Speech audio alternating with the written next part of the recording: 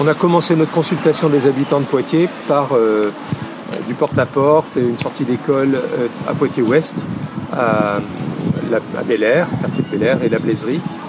Les gens sont assez contents de leur quartier en fait. Ils regrettent la disparition de certains commerces, de petits commerces, en tout cas pour les gens qui se déplacent peu. Ils participent souvent, les gens qu'on a vus, aux activités qui sont proposées par le centre socioculturel.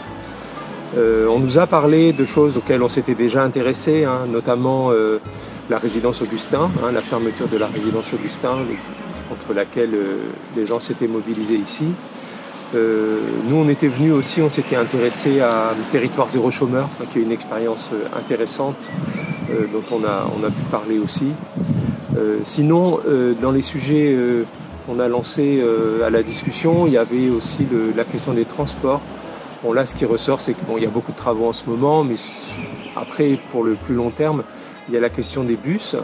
Beaucoup de gens ne les prennent pas. Les jeunes, ils prennent les trottinettes, mais les plus âgés trouvent que c'est un peu cher, en fait. Ils parlent du samedi où c'est gratuit, par contre, qui marche très bien, et puis de l'expérience de Niort. Donc, bonne réception de la question de la proposition des bus gratuits qui correspond là vraiment ici à une attente.